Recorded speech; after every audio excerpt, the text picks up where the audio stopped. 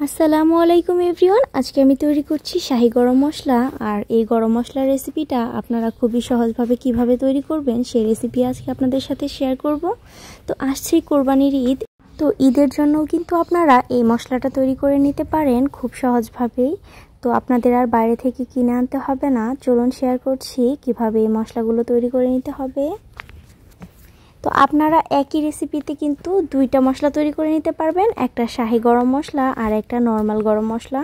এর জন্য আমি এখানে 1-2 ইঞ্চির মতো লম্বা হবে 8-10 টুকরা ভাঙাচোরা দারচিনি নিয়েছি। এরপরে নিয়েছি 30-35টার মতো সবুজ এলাচ। এরপরে নিয়েছি একটার মতো হবে জয়ত্রী, একটা স্টার এনিস, 1 টেবিল চামচ পরিমাণ নিয়েছি লবঙ্গ, একটা কালো এলাচ, অর্ধেকটা নিয়েছি জায়ফল, আর 1 টেবিল চামচ পরিমাণ নিয়েছি গোলমরিচ, কালো গোলমরিচ। তো এই সবগুলো মশলা আমি এখন একটা শুকনো প্যানে হালকা করে টেলে নিব, যাতে মশলাটা খুব সুন্দর একটা অ্যারোমা বের হয় আর খুব সুন্দর মতো মচমচেও হয়ে যায়। ফার্স্টে আমি একটা শুকনা প্যানে দিয়ে দিচ্ছি 4টা শুকনা মরিচ, এগুলোকে হালকা করে টেলে নিচ্ছি। তবে 2টা গরম মশলার ক্ষেত্রেই কিন্তু শুকনা মরিচটা একদমই অপশনাল, আপনারা চাইলে নাও ব্যবহার করতে পারেন। তো শুকনা মরিচটাকে কিছুক্ষণ ভেজে আমি দিয়ে দিচ্ছি দারচিনিগুলো, এরপরে দিয়েছি জায়ফল, স্টার এনিস আর কালো এলাচ, আর অ্যাড করে দিচ্ছি এলাচগুলো, সবুজ এলাচ। তো যেহেতু এই মশলাগুলো ভাজতে কিছুটা সময় বেশি লাগবে, সেই জন্য এগুলো আমি আগে দিয়ে কিছুক্ষণ টেলে নিচ্ছি। বাকি মশলাগুলো একটু পরে অ্যাড করব। এগুলো বেশ কিছুক্ষণ ভেজে তারপরে